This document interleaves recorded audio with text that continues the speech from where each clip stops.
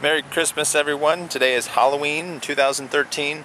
This year I decided what I was going to do is try to go through a day-by-day, well, I say day-by-day, but every time I do something Christmas this year, I was going to just go ahead and make a video of it so you can watch the progress.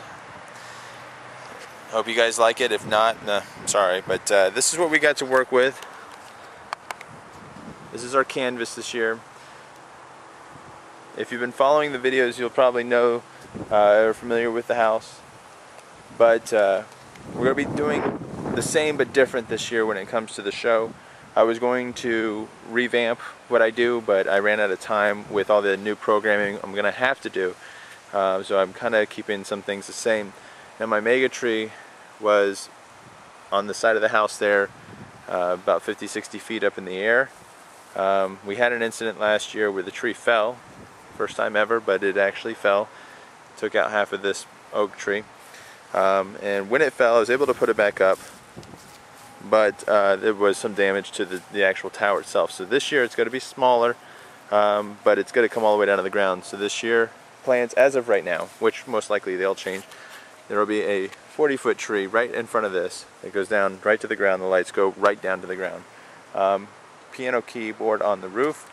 I'm also making a I don't know what I'm going to call it, but a pallet Christmas tree right here in front of these windows. I'm not sure exactly how tall it'll be. It's kind of got to go up. As it goes up, we'll figure out how it's going to look. I'm ex-naying the water show. Had too much problems with it last year, so no water show. So I'm going to have some extra channels to play with. I had thought about checkerboarding the roof, which I still might do, but that's a lot of extra programming. So got a lot of work over the next week or so. I'm going to be pulling out a lot of the Christmas lights to get the tower up. Next week I've got my lift coming for the tower to get that up. Excuse the mess, but we've got this to contend with as well. Half of the Christmas stuff is back in this corner, the other half is up in the attic. So all this stuff has basically got to come out.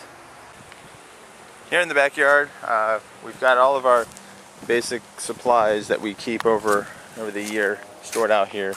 So we've got to get all into all this stuff, sort through it. Here's my tower sections. You can see it's kind of overgrown. So we've got the two pieces. See if I can show you here. The bottom two pieces put together already. I couldn't actually get them separated, and that's why they're still together. So those will be the bottom two. So my first plan is to get the tower up this way when I get the lift. When I get the tower up and get all the lights untangled and check, because when I get the lift I won't have a weekend to get everything up for that. So let's see what we got. Nothing like sweating your butt off putting up Christmas decorations, but we did. So we've got our tower in place. This is where it's going this year. This is roughly about 20 feet already. They're not bolted together, they're just on each other, and it is level. And I've done no concrete. If this was going to be a permanent fixture, it would be in concrete.